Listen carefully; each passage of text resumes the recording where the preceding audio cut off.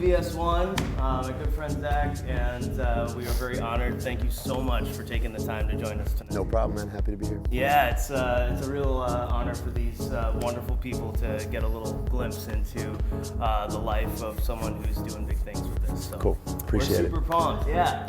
So you guys, I just wanted to again reiterate, we're going to keep this really kind of casual and free flowing and very organic. A lot of these folks know what you do, but I thought it'd be kind of cool to just talk a little bit about, just in brief terms, your journey getting to this point. I know you've been playing music and curating events for a very long time. Was there anything that you felt was a catalyst that brought you into this current state? Yeah, I mean, I would definitely say I'm not young. I'm going to turn 40 this year. So I'd say the biggest thing was that I never knew I'd be doing this at the level that I'm doing it. I never shot for that. I never had that goal in mind. I was perfectly happy just kind of building something and doing something here and just becoming good at what I did. And I think when you have pure intention to do what you love, you just become good at it over time. Yeah. And so I think it's just like a domino effect.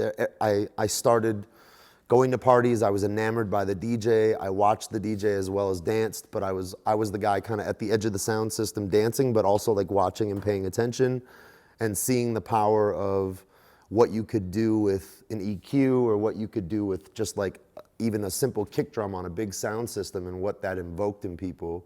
I was drawn to that. So I just kind of chased that, and little by little that led me to throwing parties, that led me to DJing, that led me to buy records. It just kind of kept going. And my personal natural progression came from, dancing, DJing, throwing parties, learning about sound systems because I was enamored by big sound systems, to throwing big parties, throwing small ones, kind of legal, a lot of illegal. And then in the end, opening a club, shutting that down, and then the short version of how I got to where I am now is that when I shut down the club, I ultimately took some time for myself and started releasing and producing more music, which unfortunately in this day and age, a lot of people find it hard to break through unless they produce. Right. And as much as I'll always tell people I'm a DJ first, I'm not a producer, but I've learned enough to produce that I got a couple records out there. It opened up a bunch of doors, but I came through those doors with my experience as a DJ, and then that's what kept me there. There's a lot of producers, I think, who can market themselves, who can set themselves up, but in the end, if they don't know how to perform, in the end, it's going to sound cheesy, but the saying is a DJ saved my life. It's ultimately how do you come out and perform and be a good DJ at that point, because you have those tools in front of you. Unless you want to be a live act, you have to learn how to play music. Absolutely. Those are really good points. Does this all resonate with things we've talked about already, guys? A lot of familiar things that we're hearing right off the bat here. And so, I love what you said about the purity and the love for it. Yeah. I think that really makes a big difference. When we're talking about this, you guys are all here because you love the idea of this and you love doing this.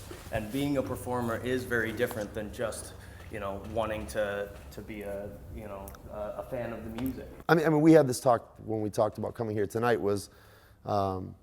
I see it as art versus entertainment. They're both okay, but they're totally different things. And so if you have the goal in mind of being an entertainer, then maybe there's absolutely no problem with seeing that goal and chasing it. If you have the goal of being an artist, then I think it's a different procedure and a different process to get there. You just have to love what you do and keep doing it and trust in the fact that there'll be enough people to vibe with you on whatever it is you do. Absolutely. That you'll get there by that, through a different route. Yeah. So they're both fine. You just have to somehow find a way to define which one you're chasing. And I love that. And that's really, I hope that's inspiring and encouraging to you guys, because it is for me too. I had a very similar journey where I kind of came through DJing and decided to start making music as well. And part of what I learned about DJing was exactly what you said, was just watching and learning that way. Is there anything that you would impart upon everyone here in terms of the best way to learn, other than, of course, getting hands-on and being here and having someone show them, but anything that you would say that's like, here's a really good thing to do to keep up with it? As much as I'd like to come up with a way that you don't know, so I don't know how many of you will know somebody named Jeff Mills, but Jeff Mills for me in techno is like, he's the king. He's God to me in DJing, in what I do in my genre. And I had an opportunity to play with him on his 50th birthday. And he looked at me and he was saying how like he believes it takes 10 years to master anything, whether it be cooking, painting, playing music, whatever it might be. And he's been DJing now for, I don't know, 35 years probably, and he's mastered that. And in the last 10 years, he's tried to master another profession, which is writing film for music. And he's now at the point where he feels like he's a master at that. And so I just think it's just time. It's like the same way I say that I'm turning 40, my success didn't happen until my 30s. And it's not to say that it couldn't happen to me in my 20s, but I think I had a lot more time to master my art, master my craft, be more confident of what I like and who I am, and not worry about conforming to anybody. It's just like, in my 20s, I think as I was younger, I was in a phase where I wanted everyone to like what I liked, and I was worried about not conforming, but I wanted everyone to understand me. I think in my 30s, I stopped caring about that, and I just said, this is who I am, this is what I like. Yes. I'm gonna do me, and ultimately there's enough people out there that will feel that, hopefully. So I think it's just stay with it. Figure out whatever it is. It can change, it can manipulate, it can move, it can shift, but just stay with it. And over time, you're just gonna get good at it if you just keep doing it over and over and over and make mistakes and succeed at it. And honestly, throw yourself in. I mean, I've played opening sets, closing sets, empty rooms, full rooms, small rooms, big rooms, and each of those gave me a little more ability to work everywhere I was thrown into. Yeah, absolutely. And on the end of those different time slots, we've talked a little bit about that in class. So when you're working as an opening DJ, can you speak a little bit on how you approach that versus playing a headlining slot, for example? I mean, I definitely have a strong opinion on the role of everyone's position in the night. And I can give you an easy example, like a story. So I played this really big festival a long time ago outside of Amsterdam, and there was 2 rooms. The main room was like a 5,000 person room, all guests. The second room was a 1,000 person kind of local area.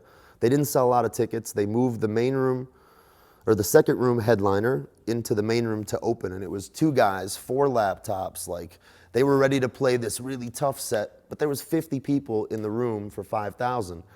And they were just playing like it was like there was 5,000 people in front of them. And I walked in and I looked around and I'm like, even though I'm known for what I'm known for, I'm gonna totally shift this and play appropriately for the amount of people in the room. I started at maybe 200 people in the room. I ended with maybe 2,000 people in the room, but I started really deep, worked my way up into what people maybe expected of me. And then later on in the night, this kid comes to me and he's like, but I thought you play techno. And I looked at him and I'm like, I play appropriate for what I'd want to hear if I was standing in that room. And he looked at me and he said, I believe if you want to be a headliner, you have to play like a headliner. And I stopped him and I said, no, man, that's absolutely wrong. I said, do you think that every headliner has only played that? I'm like, they started somewhere else and they had to learn, and that's how they got their respect, was that they were gifted and talented enough to understand their position in the night and be able to adjust accordingly. And I just think, especially in Minneapolis, it's really hard because we have early club times. We close at 2 a.m. DJ slots are sometimes only an hour long or even shorter. And everyone wants to show because they feel like that's their moment to shine. And they're like, okay, I just got to show you what I'm about. But I actually think the people that they're trying to impress, who maybe will give them other opportunity, will be much more impressed if they actually adjust and do what is, I think, more appropriate. And there's no definition of what that appropriate is. It's just what you think is right in that moment. Mm-hmm. And I think actually you'll stand out more if you don't necessarily just throw everything on the table and actually hold back enough to set the next guy up or play out of where the last guy left you. Right. I just think there's an art to that, and I think it's getting lost a little bit now, because if I did this interview maybe like a month ago about playing long sets. I mean, the longest set I ever played was 12 hours. And how about that, you guys? and I mean, the thing is like you have to have depth to be able to do that. And I think doing all those positions gives you that depth and gives you that ability. And you know, I said in that interview that like if all we raise is a bunch of peak time DJs, you're wearing out the crowd, you're wearing out yourself, and you're not really diving deeper. So I just think everyone's got to take that responsibility once you get to that level, to kind of take your responsibility of where you are in the venue, in the room, in the people, whatever, and just kind of be appropriate, I think. It's a big part of it, you know, and that's something we've talked a lot about too. Is exactly those concepts. So in terms of building your music collection, then to be able to play appropriately, how do you approach that end of it? I mean, I know you. Yeah, Personally, I got know a your lot of collection music. isn't- I got a lot of is music. incredible. Yeah. I mean, I like everything. I was lucky enough, I think, to get raised in events that showcased all kinds of music. Now things are a lot more genre specific. Like people do nights that are only this genre or only that genre. But I grew up with, like, as a techno guy, I grew up on house. I grew up on disco. I grew up on soul and funk and hip hop and all these things. So they were all elements in my taste in techno, and the things that like made me nod my head were elements that I heard in other genres that I liked. And I just think I wasn't scared to put those together and just kind of draw that, because we're not all running at 100 miles an hour all the time. I mean, sometimes we're listening to something a little deeper, a little heavier, a little more emotional. And I just think the opportunities, like even now, I'm booked as a headliner, but I value the times I get booked to open a room where I get to play an all-night set, because I get to pull the deeper stuff that I don't play as a headliner and play that at 10 a.m. or 10 p.m. when the doors open. And yeah, I just think it's important just to dive deep in whatever you're into, whatever genres you like, whatever things influence you. And like I remember when Vital Vinyl, when the record store was open, and people would go in there and they're like, I remember Mike kind of set the store up with very, you know, in the past genres were simple. They were, let's say, in a techno shop, it was house, techno, trance, drum and bass. That was your genres. And then people started creating subgenres. But then you get stuck in this thing where a kid would come in and he would say, I play hard house or something. And they would point to this little section that was that big, and he would never look outside of it. And I just think it was important. I grew up when it was a simpler setup. So a techno guy would go dig in house. He would go dig in this genre, in that genre, because it would just be whatever caught your ear, and you weren't stuck to that, I only play this little pocket of music. Right. Yeah, and I think that's really important, you know, is to be diverse in that. I have a follow-up question for you. In terms of now not having as many record stores, but vinyl's taking a position to Sure. resurgence again. Sure. What do we do then on the digital end of things? How do you shop as, Sure. In that virtual world as if it were that old record store environment? I mean, so yeah, so okay, like, I mean, I come from a vinyl past. I totally get that now it's not as simple for somebody coming up today with cost of equipment, with cost of records, with finding records. On the reverse, it's actually not a bad time as well, because everyone's sold off their record collections, and you can find a lot of really cheap house and techno and hip hop and everything in record stores used. You'd be shocked what you can find, actually, and you kind of wonder who these people are that sold all these records off. But I mean, for me, it's just like, same thing. You guys, actually, in your generation, you have the advantage of something like YouTube that can take you to 18 other artists and places and labels and things that maybe I didn't have a chance to, because at the record store when I grew up, it was just, you just go to the record store and whatever was there, that was what you were put in front of. I wasn't even shopping online. And even now, I kind of stay offline because I'm traveling enough that I am able to hit international record stores every couple weeks. But let's say with online shopping, it's the same thing. Just like dive deeper, like, you know, open up another screen. Like if you find an artist on this label, maybe right click and open up that label in another window, and then go dig through that label. And then you find another artist on there and click on him, and you'll discover 8 other labels he was on. And I'm also really about like, I get a lot of people when they hear me play, they write me and they're like, what was this track? And I never tell them what the track is, but I'll tell them either the label or the artist, because I want them to go discover everything else. Because it's too easy to just give somebody a track name and have them go steal it, download it, find it, buy it, whatever. But they can get it and then they don't discover anything else. So I just think it's important to kind of, you know, whatever door opens when you open up this one, follow a couple more and go deeper down the rabbit hole and just kind of keep digging. Love it.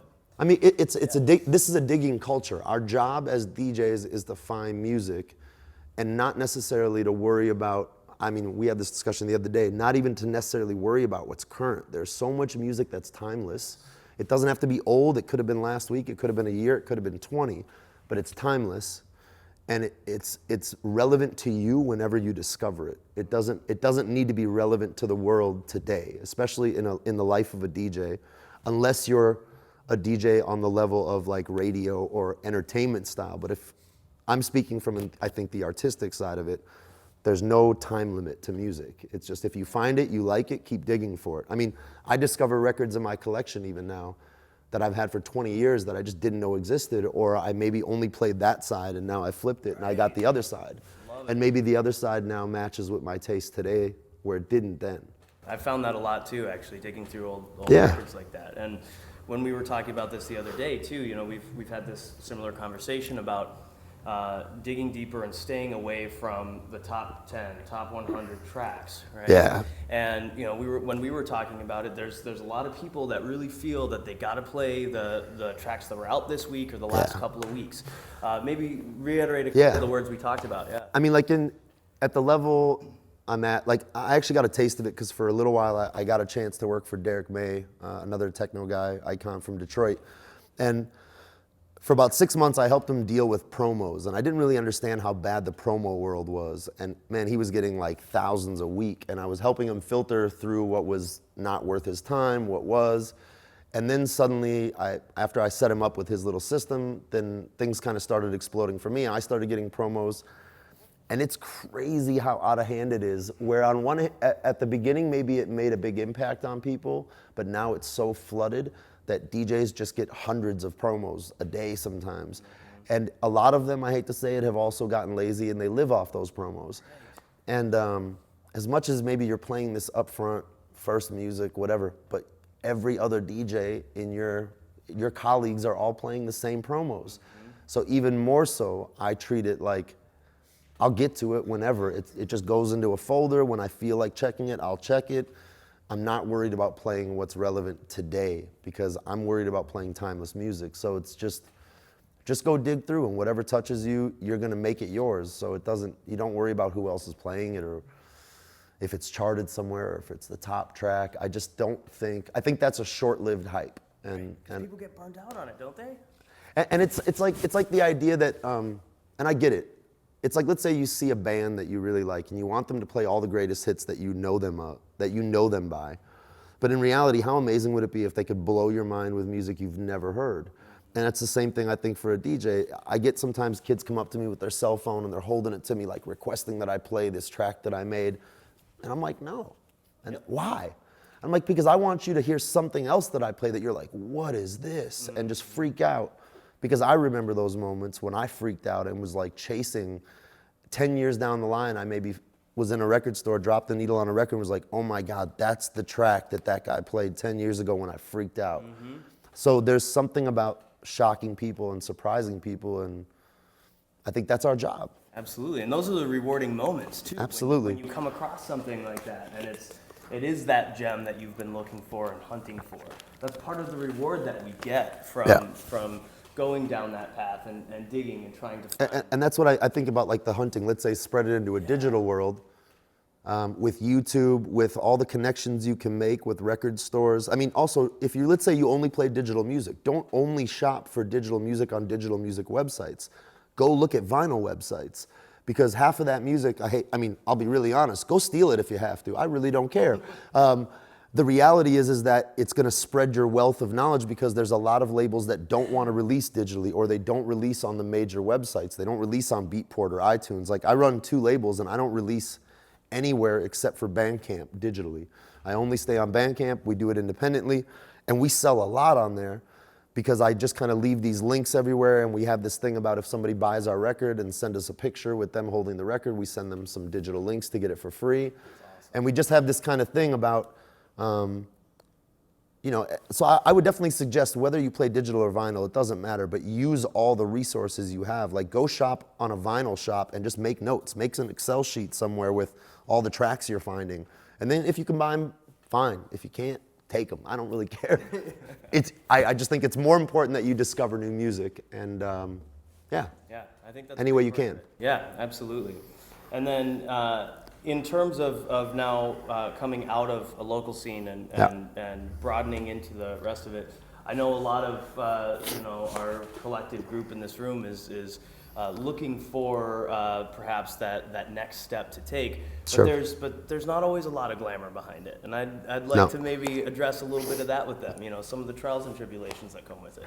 I think, especially in Minneapolis, at least from my experience, to get somewhere you had to become a jack of all trades here. Like you kind of had to. There was obviously maybe some promoters that you could come to try to get a gig or to go to their shows or to offer help to them. But a lot of the times we had to do our shows to get ourselves a chance to play. So we had to come up with a production company, a theme, an idea, a vision, and then we had to push it. And in the process, we were able to push ourselves and our crew or our friends or our people, and that all kind of spread. And I think that was interesting in our scene because the kids who just came up and expected something, we were like, no, because these 5 guys worked really hard to help us put this together, so they're the ones who are gonna get in. And I just think that you almost, at least in our city, to take the next step, I think you either gotta, do a little research, like find maybe a little venue. I mean, start small even. Find a little venue that doesn't have anything going on and see if you can get 50 or 100 people to start coming out on a monthly basis and listen to you and a couple of your friends play, and that'll spread. I mean, you'll gain a little more confidence, you'll gain some more experience. It's don't just rely on everybody else to give you the chance. I think you just have to make your own sometimes. Yes. Absolutely. And it sucks here. We don't have, not in everything. It sucks here that we don't have a lot of club options. We don't have a lot of venue options. We don't have a lot of legal options here that are conducive to like a proper club culture. Agreed. We just don't have it. We close at 2 a.m. People don't even come out until midnight, and they spend their time, drinking and socializing, and they don't really hear the music. So build your own. I mean, build your own thing. If you're not happy with what you see out there, then create your own and just ask a couple people who you trust to give you some guidelines of how to do it.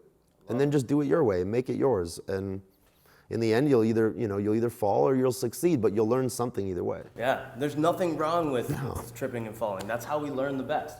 Yeah. We've all experienced that in our beat matching boot camp, right? Yeah. I mean, it's you got to do it over and over again. You have to stumble. So to juxtapose the kind of scene that we have here versus what you see in the rest of the world, maybe speak a little bit about that, about the differences. So we close at 2, other clubs are open till 1.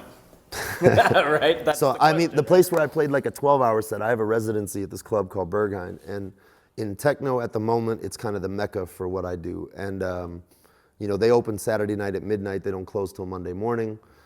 There's for 15 euros or $20 or so, you can see 20 headliners. I mean, from the moment they open to the moment they close in 2 rooms, every artist is a headliner, where in any other city they could lead their own party solo. Right. They're one of 16 people that night. And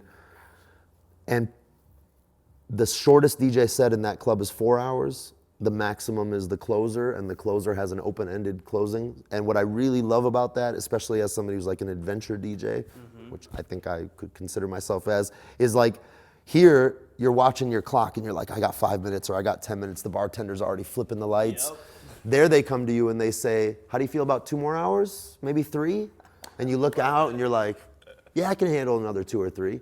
And it just leaves you this really weird creative opening to just kind of go with it and just trust in yourself and let go and just do it. And I think that breeds a deeper artist as well, because you just don't have that restriction. Musically, time-wise, there's no, there's been times there, I probably do, when I started playing there, I played a lot of closings. Now I play maybe 1 or 2 a year. And like May 1st, I'm gonna do a closing set there. So I'm prepared for 8 hours. It could be 10, it could be 12. And you just don't even look at your clock. Like you set it off. And to me, I know it's a good night when I don't even look. And when the first time I look, it's already been like 7 hours. Great. And I didn't even know I could do that. The first time I played there, I played 4 hours. And the next time was 6, then it was 8, then it was 12. And I didn't even know I was capable of that, because here I never had that chance. The longest I'd ever played in Minneapolis, or at that time, was 4 hours. And I was like, okay, wow, that was a push. But then to be put in that situation and do it challenged me to how I think about music even the last 6, 7 years, because now I think about it almost even a little different. Like, I look forward to doing that a few times a year and like really pushing myself and pushing my boundaries and pushing the people in the room's boundaries, because you can't stay here for 12 hours. You have to go like this. You have to have something to say. And it's fun as a DJ because it comes to the point where you're going through your music, you see a track and you can't get to it quite yet. But then it's like, how do I get there? And that's where the adventure comes in. You know, it's like, how do I find my way to that track that I really want to play? That's such a beautiful way to describe it. And you kind of started answering my next question, which is when you're in that position, and you're reading the crowd, you know, and you're kind of going through this adventure. Sure. How do you make your decisions on, you know, when to bring the energy level up or down? Well, this is the weird thing. I think you have to have empathy to be a good DJ. You have to, like, there's some DJs who look out at the crowd, have antics, jump around, they do their thing. That's not what I do. Like, for me, I put my head down. I'm always working. I'm working on 2-3 decks at a time. And I always said to people, like, if you see me standing back and going like this or whatever, you know, then I'm not working. And so I'm always working. And but I'm empathetic to the crowd. I don't need to constantly be looking at them. I just feel something. Like, I just have this feeling of like, okay, they're getting bored, or, oh, I gotta go left, I gotta go right, I gotta throw them a curveball. And also at times, I think this is the same art versus entertainment. When it's entertainment, the crowd expects something and you feel this pressure to deliver. When it's art, it's like you go to an art show, you look on the wall, and maybe you're not feeling that painting, so you go to the next one, maybe you're not, well, that one's pretty cool. And then you look at that one for a while, or maybe you think a little deeper. And if you're really not feeling it, you just leave the room and go to the next one. And so I think if you're approaching it from the artistic perspective, there's also this give and take. The crowd is there to see what you do. So you don't have to always worry about that. Like, just go for your own adventure and just ride it and just see what happens. And like, for me, the music I play is really simple. It's stripped down, it's beats and rhythms. So for me, it's emotion. It's like, if I'm feeling good, you're gonna get this happy kind of upbeat vibe. If I'm feeling, I don't know, darker, it's gonna be a little darker vibe, but that's the art of it. It's just, I don't wanna repeat my show every time I do it. So I'm approaching it from a perspective of, like, in my folders, and we'll talk about that later with record box or my record bag. When I separate my record box at a show, like, I got deeper cuts, next level cuts, you know, I've got really heavy stuff, I've got like some acid and electro and like kind of offbeat stuff, and my record box folders are organized the same way. It's by atmosphere. It's like by deep, deeper, classics, electro, this, that, whatever. And at any point, I just go to a mood, and then I just find something in that mood, or find a color and just start painting, and you just do it that way. I love it. I love that you just used the analogy of painting and colors. Yeah. We discussed that last week or the week before even. You know, Yeah. You know, you have this artist palette, and I mean, and don't get me wrong, it doesn't always work. Right, I mean, yeah. and that's the thing. Like, I've met some DJs along the way that are like, yeah, I've booked a couple people when I was booking things, and they'd be like, well, what kind of set do you want? Because, you know, I've got like 3 sets I'm playing right now. And I was like, what do you mean you have 3 sets? Like, well, there's like 3 sets I've designed that I'm playing right now. Right or wrong, it ain't my thing, because I feel like you have to be able to just take the adventure that night. And it may work, it may not, but it's so much more fulfilling on the nights that it works. And as long as, for me, as I have a balance of good gigs to bad, I'll keep going. And right now, the good ones still outweigh the ones that it didn't work. But I'd rather go that way. So that's the way I fight. I kind of go on the adventure. And you got to take some of your own risks. And, Yeah. and at the same time, you're challenging your audience, right? And that's where you get that. Absolutely. And that's also the thing, like, let's say, to go back to the European audience maybe versus the US one, the one thing I've noticed too is, and it's even more magnified at Berghain where I have the residency, a lot of places, if you make one left turn mistake, you feel like you lost some people. Let's say in most of Europe, I can take 2 or 3 left turns and not lose people. At Berghain, you can go 20 minutes to the left and not lose anyone, because they're really there to watch you. They're really there for the adventure, and they're really willing to let you take the risk. And that makes you, I think, better as well, because when you're always under the pressure of, if I do one thing wrong, I'm going to lose everyone, then you're just not taking the risk. Yeah, it's hard when you don't have a situation that's a little more forgiving. Yeah, and I get that. And so, I mean, I'm in a unique position having that freedom at the level that I'm doing it. And I think a lot of guys lose that freedom in their head, or maybe they let themselves get booked at places that take away that freedom from them with the crowd or the vibe or the atmosphere. But I'm very conscious of it, so I'm trying to keep myself in those environments, because otherwise this isn't going to be fun anymore. Yeah, absolutely. And so a question just came up in my head here. She's got one. Oh, you got one, Rachel? Please. Yeah. So I'm kind of curious about like preparation versus spontaneity. Yeah. And if you're going to be taking it as an adventure, what does preparation for that look like? So on the short version of it would be no, I mean, like there's like a process that I do weekly. There's a process I do monthly. There's probably a process I do every 6 or 7 months when I get fed up with everything. The weekly process is just I'm always shopping. I'm always looking. I'm always digging through my own collections, or I'm always at the record store. I'm looking online, or I'm listening to promo. So it's just a regular process of like daily. I'm going through music, old or new. It doesn't matter. Because even if it's old, it could be new, and that I'm going to play it. The next version of that is maybe I have long-term projects in my collection, like really going through a little deeper in these folders and being like, I don't need to play this stuff anymore. And just like eliminate it from that color palette that you're using and be like, I don't have it anymore. So let's say I bring, unless it's a long set, like most gigs I travel to, I have 100 records on me.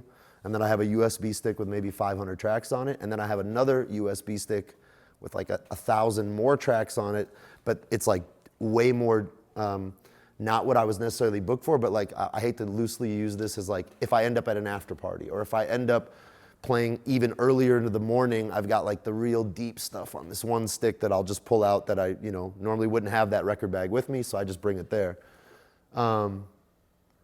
So yeah, it's more just a continuous process of digging and then trying to minimize it, because limitation is also good. If I come with too much, I get overwhelmed. I mean, when I used to only play records before I was traveling, I would show up with like 2 crates and I'd be playing 1 hour. And I was like, what am I doing? Because I just couldn't limit myself. And now because of traveling, I have to limit myself. And in a way, it's good.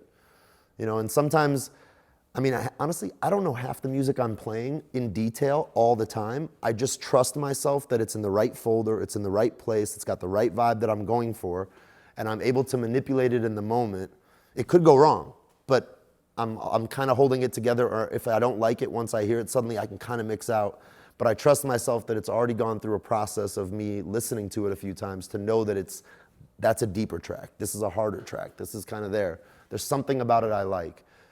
But if it doesn't get played a lot, then after a while it'll get pulled out of there. It'll get out of my way, it'll get replaced by something else. Anybody else have a question for Zach before I move forward? Keep it organic, I like this. So, don't all jump at once. So as I was gonna say, and in thinking about this, when you are kind of considering organization and things of your tracks, this is something we've talked about.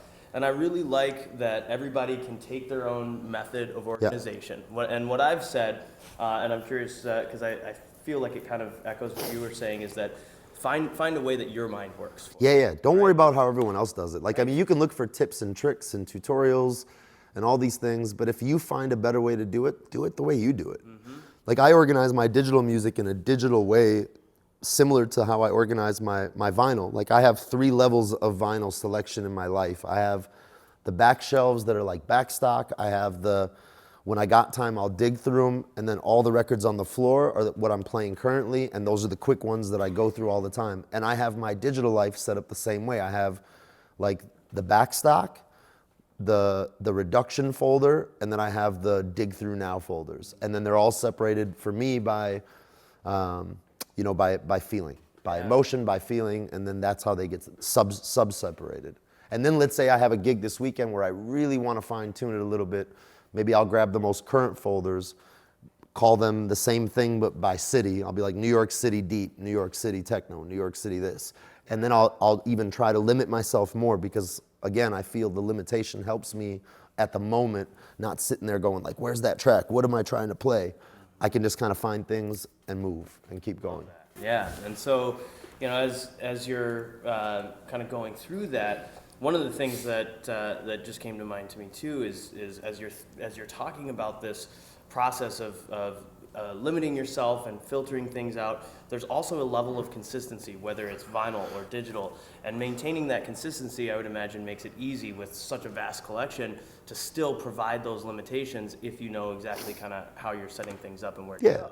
You know? I mean, I'm always questioning if there's a better way, but that's just process, and that's why I mean, like, you just got to keep at whatever you're doing and whatever it takes, and don't be scared if you do find a better way to do it. Don't be scared of changing all your whole setup to work for the new way you've decided to go. Like, we all get stuck in our ways and don't want to change our habits, but you know, if you find something that works better for you, by all means, try it, do it, experiment with it. Just save a copy of whatever you're changing so you don't screw it up, you know, and that's it. So on that, what about safety nets? You know, redundancy in any ways. Is there anything that you've run across where you're like, man, I gotta have this just in case? I mean, like, I do that with a lot of old records. I rip a lot of old records that I have in my collection that are too rare to be bringing out on the road. With digital stuff, files, music, production, anything. I mean, I've got a Dropbox backup because I actually created that today as we talked. Yes. I have 2 studio computers, one in Berlin and one here because I have a place that I live in Germany. And the hardest part for me was I was always traveling with a hard drive. So actually, as of this morning, after 4 or 5 attempts of trying to find the right way to do it, I finally decided on putting my studio computer onto Dropbox, letting it copy onto that studio computer so that no matter where I am, I don't need the hard drive. They'll be matched up. And then I even have a 3rd hard drive in my place that's wireless, that's backing up my laptop and both of my studio machines constantly. So it's just a 2 terabyte drive that's just always copying. Love it. Yeah. I mean, I didn't have that for a long time, and I probably lost a few drives and freaked out and panicked. And that's the scary thing with records, I worry about a fire, but if it happens, it happens. With digital, I always beat myself up that I didn't have backups of anything. And I just finally crossed that line where I needed to have backups of everything. Sometimes we gotta learn lessons the harder way. Exactly, you know? exactly. Guys, do you have any questions for Zach before we kind of change things over? Clayton? When you're touring, I know there's so much traveling that you're constantly tired. How do you get yourself in the zone to play that night after being on a plane for 12 hours? Absolutely. It's taken me 6 years to find the right balance of how to travel and how to play. And that's why, like, 4 years ago, I got an apartment in Berlin and I started staying there for longer periods. And personal life had me flying back here every couple weeks the last couple of years. This year I'm changing it again, and I was off for 2 months here, and now I'm going back over for 2 months again next week. And I was just over for a month. I've always had a lot of energy. I mean, I'm that guy. I never drank coffee until 1.5 years ago, and I had more energy than most. I could stay up for 2-3 days. I don't drink. When I do gigs, like, I already just don't really drink, but like if I want to drink, I won't have one until the last night of a 4-gig run or a 3-gig run because I can be exhausted, but the moment I get up and I feel energy of speakers pounding on me, I'm awake. I'm good. It doesn't matter. You know, I don't drink Red Bull. I don't drink it. But if you're hungover, honestly, it's going to be a struggle. If you're hungover from whatever it is, it's going to be a struggle. So I just think at some point, too, there's like a line you have to cross at the level I'm doing it where you treat it, I mean, it's fun for me still, but it's also professional. Like, there's a lot of guys who still go to the after party, who go party with everyone. My job, honestly, is to create the experience for everyone in that moment I'm playing. My job is not to hang out with them afterwards and to party with them and everything else. The most important part I do is to show up and play well. So at some point, you almost have to separate yourself, too, and just be like, I got to be on my A game when I show up. And so I do. And it's funny, I used to get offended by DJs I would book when they were like, pick me up 30 minutes before I play and drop me off when I'm done. And I was like, you don't want to hang out with us? I get it now. I mean, I get it. Because if you're honest, if you're really giving a part of yourself and you're not just entertaining, you're giving a part of your soul every night you play. And you only got so much of it. So to hang out with everyone sometimes is tough because it's not that vampire is the wrong word, but they're sucking your energy. You know, it's like, I love to talk with people and I'm social and I love to be able to give them some talks and things. But like right after I play or right before I play, sometimes it's too much. And I get now why these artists were like, pick me up 30 minutes before. Because you walk in, you look around, you kind of catch the vibe, and then you jump in and you do it, full of energy. And when you're done, you got nothing left. It's like, I need to go to the hotel for a couple hours, sleep, and then take off again, you know? So, yeah. It's a great question. What else, you guys? Wealth of knowledge here. Take advantage. How about your hardware setup? Actually, everything I've ever produced was in Reason. I use Reason for everything. I used to have an analog studio back in the day, but I've gone through 3 times in my life where I lost everything. And one of those times I had to sell off all my gear. So when Reason came out, I know you guys are all, most of the people at this school are gonna be Ableton based.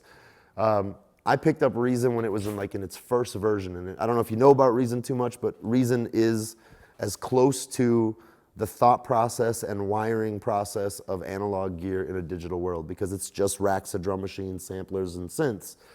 So I used it the same way I used when I had regular gear. I just flipped things around, I experimented, I put cables places they shouldn't go, and I got sound out of it. And I was like, wow, this is cool. And same thing, there was no tutorials when I picked up Reason. Like, there was a few with the program, but there wasn't as many as there are now. So I just experimented, and a lot of my first tracks, like I didn't really understand CV and gate that well with gear, so I would reverse them, but I would get a really cool effect that way. And I kept using that in the future because it was something I found. And like we were talking the other day, I was asking if Leon knew anyone that could help me with a little deeper knowledge of Reason even. And as much as I do want a deeper knowledge, I also don't want too much to affect my experimentation, because my experimentation got me to the processes I know now. So yeah, I mean, like, I used to argue about vinyl versus digital, this versus that. I'm done arguing about all that. It's whatever works for you, just use it to its full potential. Don't stop at the presets. Don't stop at whatever it is. Like, go a little deeper into the rabbit hole and see what comes out, you know? I love it. And then in terms of, showing up at a club, you have a set of requirements in your rider that you'd like to see when you get there. So a lot of these guys are still in a process of deciding what they're going to take on for their gear to perform with. The one opinion I will have about, like I said, I stopped arguing about digital versus vinyl, but I will say that the moment CDJs got the technology that they have now, I've really told people to get the laptop out of the booth.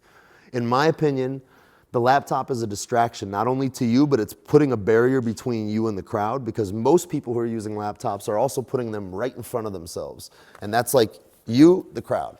Total separation, you're staring at a screen, they're staring at a screen. And with vinyl, I had this vibe that I always loved when I saw the DJ turn around, dig through his records, pull one out and be like, and I got excited because I was like, oh, they found the cut. And then they were throwing, and then they'd be like, no, that's not it. And then they'd be, oh, that's it. And then you'd see them and they'd be all excited. And there was something that changed when that switched into computers, because it was just some guy kind of looking, click, and he moved. And I believe that now that the technology is there with CDJs, because it is there, the laptop can almost go back away. And whatever you're using, whether it be CDJs or vinyl, or even if you still are on a laptop, I'm not dogging you by any means, just look at the technology that's available, because it's really good now. I mean, I've looked at anyone who used Traktor or Serato before, and I was like, all the loop points, all the things you do, you can do that in a CDJ now. I mean, especially like, I don't know which ones these are. These are the 900 Nexus, I think. Sure. So like the 2000 Nexus, the ones that you're going to see in all the clubs. Yep. The screen is bigger, the functions are there, especially if you use Record Box. The way you organize music, it's totally the same as you would in a digital, in Serato or Traktor. Yep. So minus the few onboard effect things that you have, but honestly, you could do that with the Pioneer mixer, you could do that with pedals, you can do that with a lot of things on the side. You just don't need the laptop. And I just think from my personal opinion, that would be the last thing I fight for, is to get the laptop out of the booth, because I just think it connects you more to the crowd to keep things just clean with everyone. So if someone were to be using, let's say, Traktor, and put themselves on a piece of gear to actually get that laptop away from the booth and have a piece of gear that would still allow them to control it, that might still be a way to stay connected with the audience. Absolutely. Not in that. Let's say there's some effects that you're connected to with Traktor that just will not go away. I mean, there's got to be a way to find an alternative, I think, for a way to use those effects, but maybe still like move the laptop out of your way so you're not looking at it. You know, like the CDJs, maybe even try, instead of the vinyl interface, try the, I mean, and once again, it's going to be backwards saying this because I'm a vinyl guy saying, even if you're using the vinyl interface with Traktor, don't move to the CDJ. But I'm looking at the balance of, I want to get rid of the laptop, even if that sacrifices the fact that you're touching the record. Sure. I just think there's an alternative to everything you can do. if you're cued in one way. I mean, I'm probably almost going backwards on myself saying switch if this is something you do. I don't mean it that way. Do whatever you're comfortable with. But I think just realize that at some point your DJing will move out of your bedroom or out of your studio and it'll move to a crowd place. And imagine what you like when you're looking at the DJ. Does it bother you sometimes if you just see the Apple logo between you and them? If it does, then maybe consider what you would want if you were standing on the other side. Absolutely. And that is something we've talked about. So that's a huge. I mean, I feel bad saying that one way is wrong versus the other. It's not. Every way is right. Just figure out just don't forget that you're standing in the position of the DJ, but remember what it's like to also be in the crowd watching you. Yeah, that's an important part, that empathy with the crowd. Absolutely. Yeah. What other thoughts or questions, guys? I have a question. Go for Yes, Sean. I just wanted to know more about the future of Mistress and kind of the sound. And Sure. One of my labels. Yeah. I love, I was just listening to, I think, ASOC. Yeah. ASOC, and like one of his B-sides the other day, like Sunrise, and I was like, this is not what I would expect on One of my labels. your label. Absolutely. Yeah. And you know, The song's- it's great. It's great. And what's funny is he wrote that track after I got him a gig. I'm sorry, he came to Panorama Bar in Bergheim for the first time just as a dancer to be there. I played downstairs, he was upstairs, and he went home after the weekend and wrote that track, and that was the last track that finished the whole EP. I was waiting for him to give me one more track, and then I heard that one, and I was like, that's the one. And he's like, I just wrote that after the weekend. I mean, the thing with Mistress, so what he's talking about is I have 2 record labels. One's called Hush. It's just my own music. I haven't released a lot because, once again, I'm not in a hurry to release anything. There's 3 releases. There's a 4th and 5th that are going to come out this year. I started another label, Mistress, because I found myself in a position to expose new artists. I mean, there's only been a few established people that have popped in. Like I had a various artists release, and I had a few guys that had already released, but most of the artists on the label were either their first release or maybe their second ever. And the idea of Mistress was, if I like it, I'm gonna put it out. I don't care, there's no restriction. With Hush, it's more pure techno, like what people know me for. But even if you go deeper into it, and I don't know if I've ever even talked about it in articles, but like if you go deeper in it, my logo for Hush is a girl going like this, and it's actually my wife. And Mistress was the idea of like, techno is my wife. It's my pure love. It's what I'm known for. It's my first love. Mistress is all the things I like on the side. Call it corny. But my wife came up with it actually, so it's okay. But the thing is it fit really well, and it was like there's no restrictions to Mistress. The first release I put out was This Kid Borrowed Identity, and it was house, and everyone was shocked, like, but you're a techno guy. I'm like, no, I'm a music guy. I just like music. And I was in a position to do it. And what's really amazing is Mistress sells more records than I sell of my own stuff. I mean, it sells way better. And it's actually amazing because these are unknown guys, and as much as people know the label's connected to me, we don't market the label. I don't do any DJ promo. I don't send anything out to anyone ahead of time unless they ask. If they maybe heard me play it and they're like, what was that track? I'll send it to them as a friend. But basically, good music just sells. And like the record stores that I work with and the distributor that I work with was like, listen, Zach, go back to the old school formula. No remixes, all original tracks. Get your money's worth. You got 3 to 4 original tracks. There's something on there for everyone. You give them quality for a fair price, and it's gonna sell. And so I don't pay attention to like seasons when things are better to sell or not. I just put out music when I'm ready, and I trust that it's gonna sell, and it's worked. Yeah. Awesome, great question. Brian. Hope that answers it. Yeah. What are some things you kind of look for when you watch another DJ perform that you say, wow, that guy's good, I respect him? Interesting.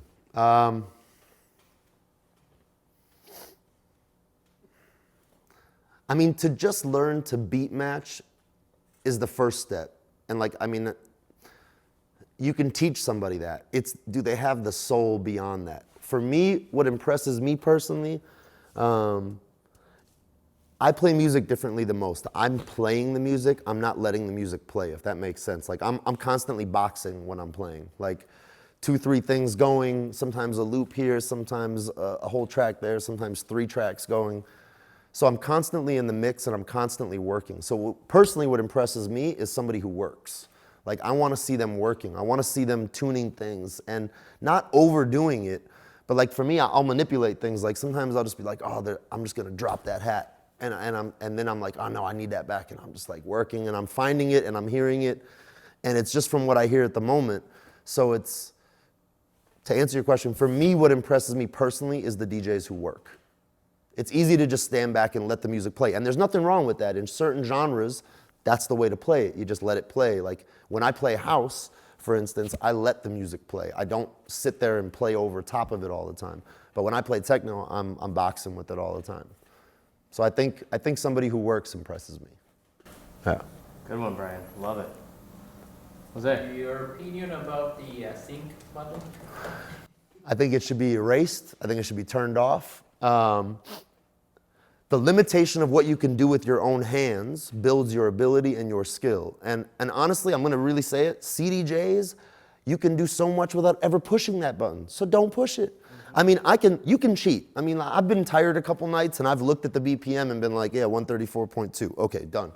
So why even push the sync button? You could just look at it if you really want to cheat. I think the sync button is too easy. I think it takes away from the art side of it. If you want to be an entertainer and that's the easiest route for you, go for it. I'm not going to hate on you. But to me, then you lose the artistic side of it. You lose. And honestly, there's something about when I would be dancing and I would hear the tension of two beats syncing and falling out of sync. And there's like the power of phasing.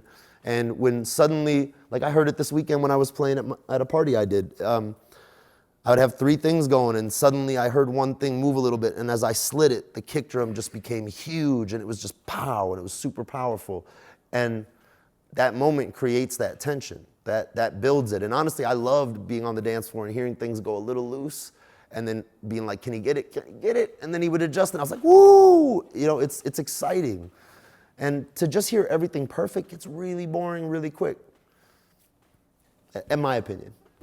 I think that's also part of the respect thing that I have too, Yeah. is when I hear something run just a touch and, Yeah, and it's- the speed at which someone grabs that back and brings Yeah, it back in. It's like, mistakes don't bother me. It's Right. it's what can you do with that? It's what can you do on the fly? I mean, I have records skip on me all the time when I'm playing because they're old, they're beat up, the sub was too high, and I don't even care anymore. To me, I don't freak out. I cue it, I trick it a little bit, I throw it back in, or I just like manipulate the EQ to pull it back out. And I think people are even like shocked because for a minute they're like, you know, there's some kids who maybe are right away are like, oh, it wasn't perfect. But I think there's way more people who are like impressed that I don't just disappear and freak out and put my head down in shame. I'm like, whatever, it happens. It's vinyl. Accept it. yeah, that's a big topic we've talked about too. Is how do you approach a mistake? You know? Just it's like you just deal with it. You just deal with it, and then. I mean, there's been times where that mistake re-energized me almost because maybe I was just getting too tired up there or a little lazy. And then the moment it happened, I was like, all right, let's go. Let's do this. Come on, let me show them what I can do. And then it's like, all right, let's pull another record. Let's throw it. Cue it in fast and let's see, show them that I'm capable, that was just a little mistake. Didn't matter. And I think the people who are going to judge you on that are not worth your time. They're just not worth your time. I'm not trying to impress everyone. I'm trying to create an experience, and that's just part of it. And some of my favorite mixes were like Jeff Mills, who once again I already mentioned before. I mean, he released this thing called Live at the Liquid Room in Tokyo, full of mistakes, full of skips, but there was something in the vibe of that night that he captured that became a legendary CD for him releasing a mix. And yeah, the mistakes didn't matter. It added to the whole vibe. You heard the crowd screaming through the needles on the turntable. I mean, I think that's okay.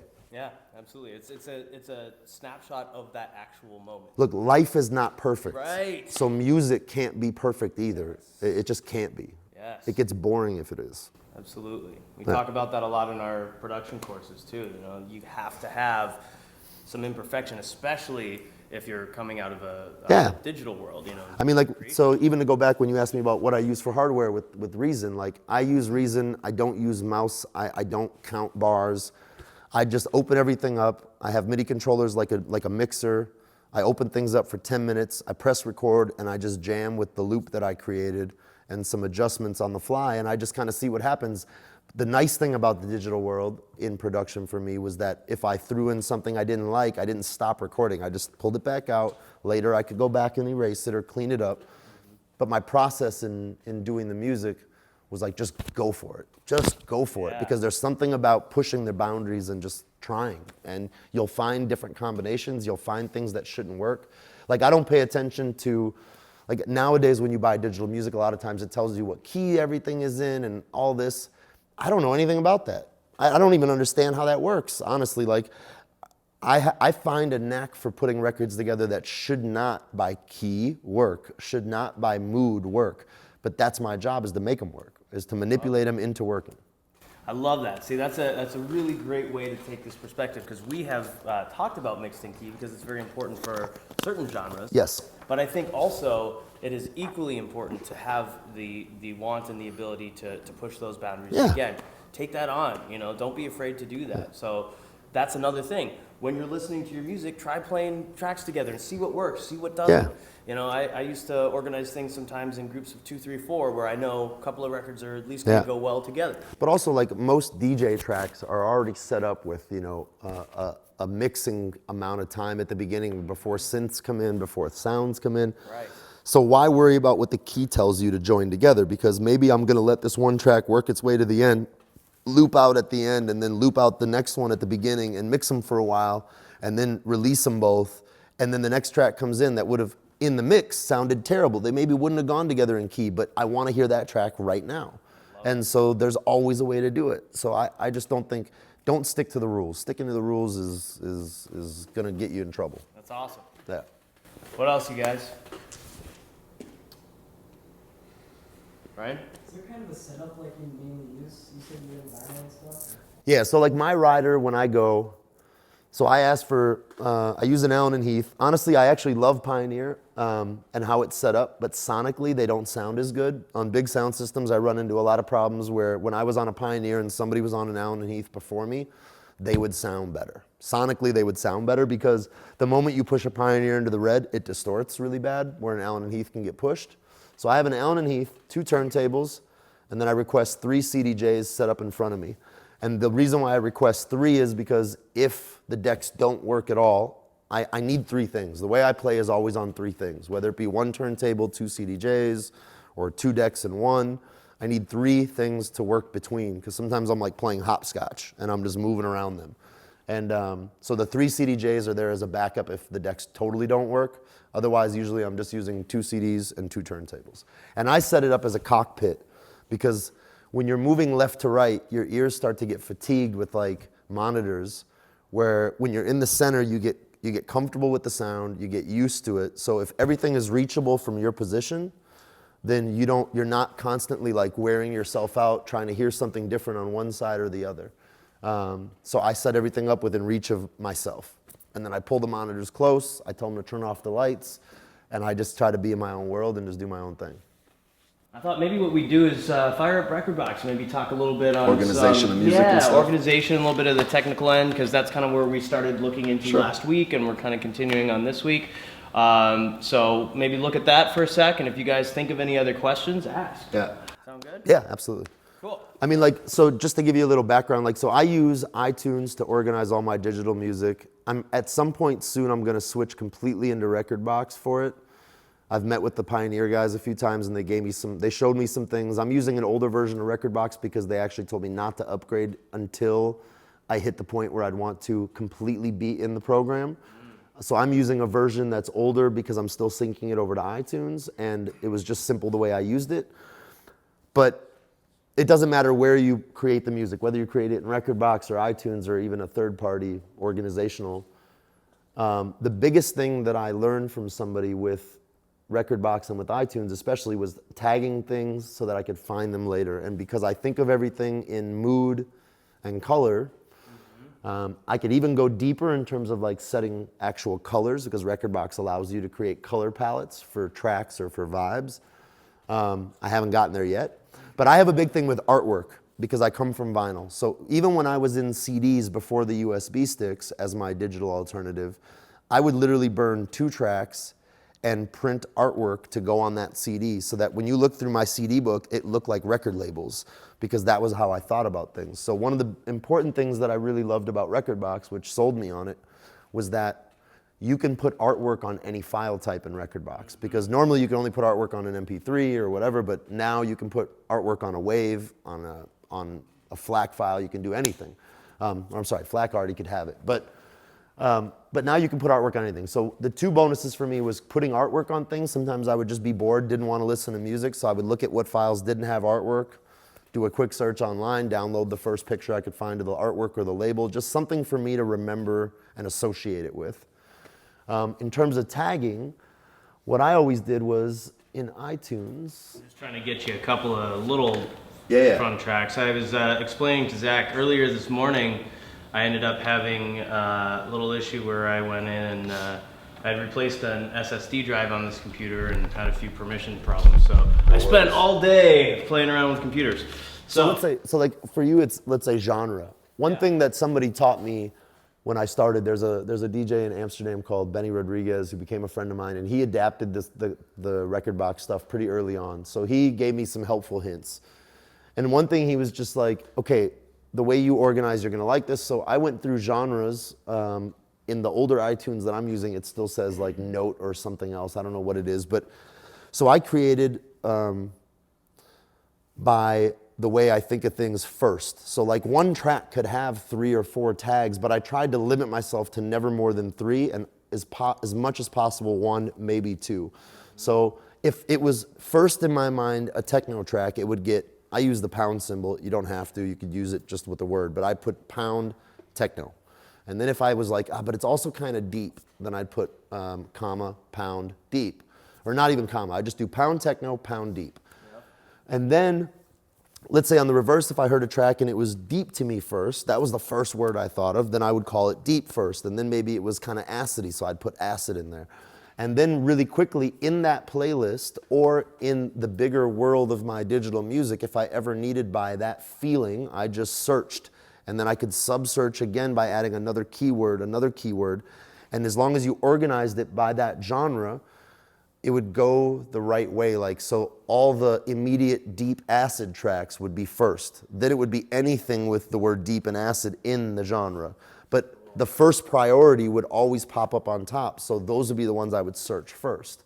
So like if somebody wanted me to play an old school set, I could easily do the tag old school. And I could just immediately find. And then within old school, I've got a little subcategory as well of old school house, old school techno, old school break, old school this. Yeah. So it just gives me an easier way to dig because just like my record shelf at home, you know, then it might be broken by artist or by label or by this. The digital world allows you to, you know, have that track in 80 different places where in vinyl, it can only be in that one place on that one shelf and you hope you remember it was there. So that was the bonus to me of the digital world and just how to organize it and being able to put one track in multiple places or just having it tagged so I could find it multiple times. Yeah. And then once you bring it into Rekordbox, obviously in Rekordbox, you know, just playlists. Like one thing I started doing. If you want to use my computer, I mean, honestly, I'm on an old version. Yeah. So yeah, cool. So yeah, don't even worry. Go ahead, you have a question. Stay away from the new version. I deleted my 2000 songs. Thank you. See? Honestly, I'm that guy who never upgrades anybody's technology until it's like 3 levels past it because I don't trust it. I've had too many problems upgrading iPhones, computers, and everything else. I just don't care. Like once they tell me they're on like version 10, I'll go from version 8 to 9 then. You know, I don't ever upgrade to the first one. There's a couple new features that only, I don't remember exactly, but there's some of them that only work on the Nexus 2 models that just came out, and so that's why I got it, because I wanted to have those features. Yeah. And it just deleted my whole collection, every song in all of my playlists. Did you have stuff backed up? Yeah. All right, good man. Tractor just did that to me actually. Exactly. And even though I've had stuff backed up, I still, every time I load it in and every time I shut I mean, I think even when I do move to Rekordbox, I'm gonna do a reverse backup into iTunes and keep iTunes just hidden somewhere and just let it keep all my playlists in there as well. But so the one thing that I start doing, like, so when I play a gig, I have a folder in my iTunes that just says like current play, and it's got all those subgenres. So let's say if I make a quick list to go into that, I put it in that folder, then I go to Rekordbox, I bridge it to my iTunes so it's reading from there. And then I basically just always replace that folder. So like maybe I made 2 tracks got adjusted this week from last week. It's usually more, but let's say it's 2 or 3. When I copy it back into Rekordbox from the bridge mode, it says, found an old folder under that name. Do you want to replace it? I'm like, yes, replace it. And then I see it analyzing a few new tracks. At the end of my gigs, at the end of the weekend, I'll throw my stick in and it'll say histories found. I always say yes, copy the histories. Then what I do is I take all those histories and I put them into one folder called like current playlist, whatever you might want to call it, that month.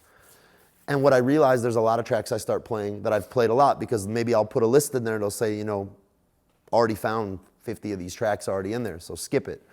But every so often, it just allows me the opportunity to go back, see what I played, see what I didn't play, and start to eliminate things that I don't play. Or maybe I played it that night and was like, I should never play this again. So I quickly go back, looked at that playlist, saw the history of it, and was like, oh yeah, that's the track. And then I go into iTunes, erase it, get rid of it, make it disappear so I don't ever touch it again.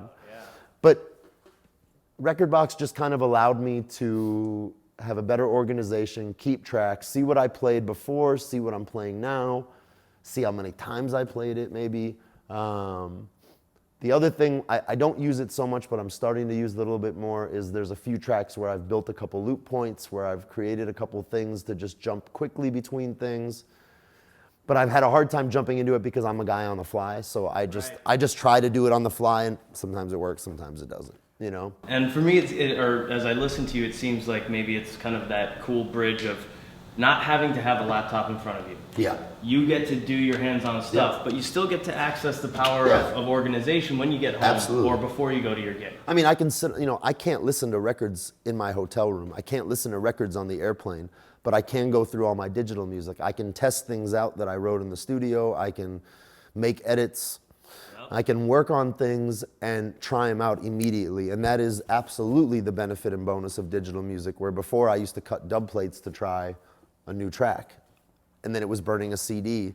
And I had, you know, a ton of CDs that were just written scribbles on them, like, tried this, you know. And now it's a lot easier. I have a little folder. I can throw it in there. It says Zach's new tracks. And they were maybe 3 tracks I tried to write this week, and I can test them out and in my head, go back quickly and erase them and get them out of my way or do whatever I need.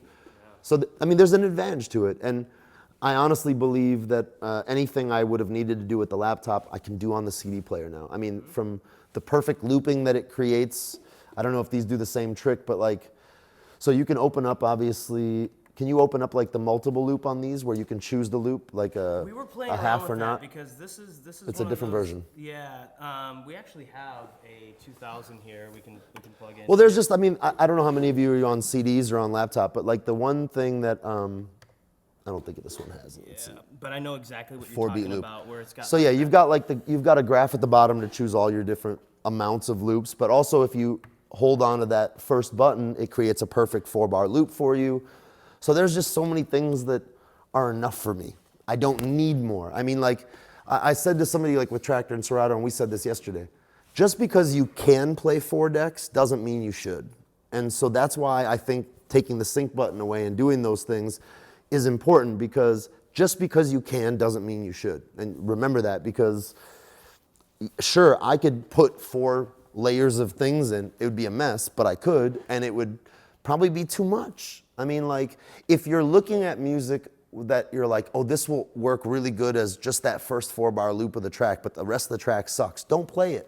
There are way better tracks out there that will work for you in a lot more levels than just its first 4-bar loop.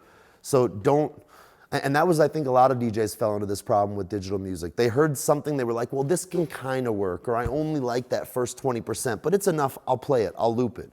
But man, there's so much other music out there that 95 or 100% of it you like. So don't waste your time on those tracks that are just this much. Find the tracks that are that much that you like, and then manipulate them in the ways you want, you know?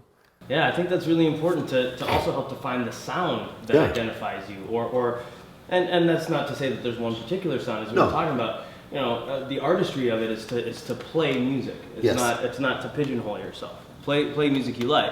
But if you find the music that is that 95, 100% of. But just trust, just trust that if there's something you're holding on to for just 20% of it, honestly, get rid of it, because you trust that you'll find something that's way more connecting to you and it's right there, and that 20% track that you're holding on to is just taking up space and losing you to find your way to that other one. There's just so much music out there, there's no reason to compromise for a little bit of something. Keep going, you'll find something that you like way more. Love it. Yeah. Yeah. There's enough out there, man. There's plenty out there. I mean, I know a lot, and I don't know shit. Sorry to use that word, but I just don't know shit. There's so much music for me to discover. I'm almost scared to jump into other genres because I know how deep I'm already in my own genre. That, it's overwhelming, you know, in a good way. And I think we probably feel that a lot, don't you? I mean, you know, there's so much out there. It is overwhelming. Yeah. It's this double-edged sword if we Yeah. look at it. You know? Yeah. What else, you guys? Any thoughts, questions as we're kind of going through this stuff? Yes. When you look for tracks, do you only, like for example, I only play tracks where the drop is different each drop. Like if you make your song have the same drop twice, I won't play your song. Do you have similar do that? Or, like, because I don't hear the same thing for a lot of it, I mean, twice. what genre of music do you play? I play all bass music. Okay, so in bass music, you're gonna have a lot of tracks that are built around that drop. For me, I look for tracks that are that don't change. I look for rhythmically repetitive tracks. Like I look for repetition. I want tracks that don't do anything. I want them to not have a breakdown.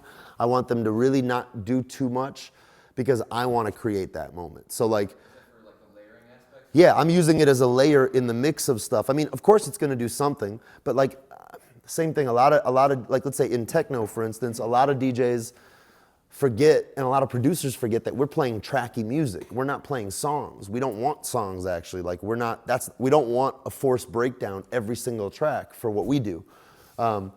So what I'm looking for is things that'll just like stay repetitive with just a slight bit of movement up and down. And to me, I'm just like, that's the color. That's what it is. And then in the moment, if I want a breakdown, I'll make one happen. I mean, I'll EQ things. I'll pull the mid out. I'll jack the high on this one. I'll raise the gain here.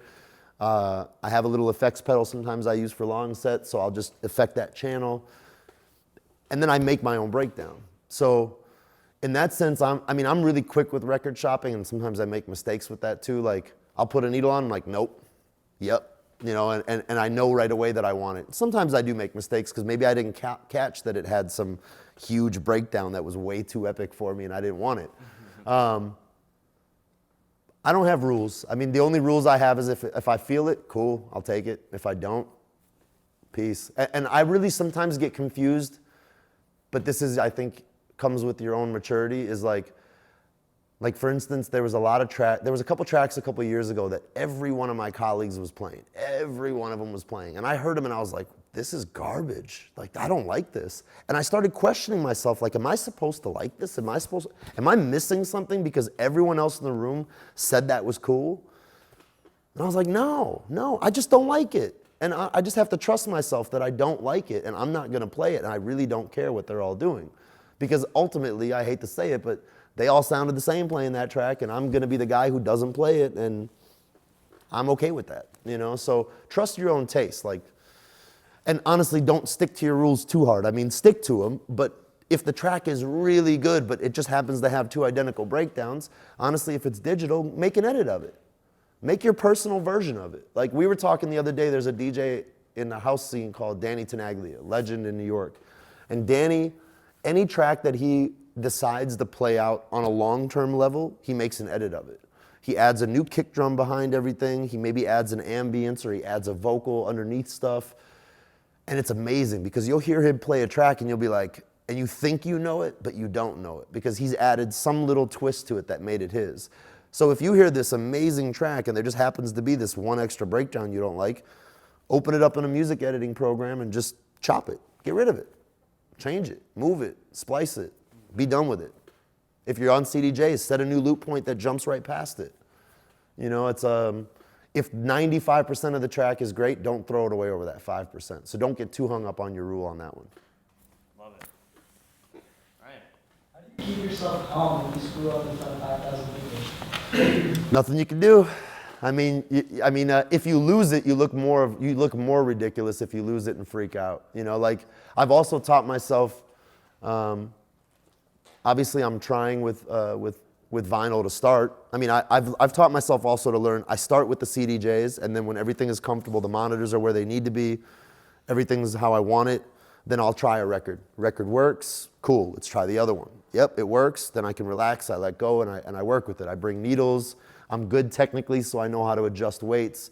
I know tricks with putting water bottles under turntables to stop feedback. But I've also learned at like a big festival, like a 5,000 person festival, if they don't have a good reputation for technical things working, then I have a festival set up that's just CD players. And I just know, and honestly with CD players, unless I press the wrong button, I'm not gonna screw it up. But honestly, I actually like when the needle skips, because to me, if somebody's halfway educated, they know what happened. They hear it, they know it. I mean, at least you know what happens when a turntable goes, you know? You can understand that. If somebody's computer glitches and shuts down, the crowd's just staring at them like, what's happening, you know? And then I think it looks kind of bad. So I also think, like, if you are on a laptop, prepare yourself to have a CD stick with you. Have a backup with you. Like, I'm prepared with vinyl and USB. So if anything happens, I could go left, I can go right. I prefer to have all my options in front of me. But if I don't, I'll deal with it. Yeah. Echoing more concepts we've talked about, you know, being prepared. Yeah. It's so important because there is so much unexpected out there. I mean, put it this way, nothing is going to be perfect every time you play. And that's, I mean, I thrive off that. Other people can't handle that. Like, a lot of people can't handle the boominess of a really big system. I can't handle the not boominess of a very small system. I need to feel the whole room shaking to lock myself in. I need to feel my legs getting smacked from the subs in the booth. I need to feel that pressure for me to actually lock in. If I don't have it, I can't do it sometimes. Or I can't get to the magic moment. Like, I can play, but I just won't really settle in. And other people, they can't handle that. They get onto a big room and they're like, this is too much. They can't handle the vibration or the echo of the room. And I'm like, no, I love that, you know? It's more immersive in that way Yeah. for some people. Yeah, totally. Yeah. What else, you guys? We're gonna close it off here pretty soon with Zach, so that we can respect his time and get back to what we're doing too. Hope it was all right, guys. Thanks for having me. Thank you so much. Good luck in the rest of your program, guys. Yeah, we're gonna have a blast, and a couple more weeks left, and then we got performance day. So Cool. We're gonna jam out and rock. Well, good luck, and maybe I'll see you guys out and about somewhere when I'm in town. Yeah, awesome.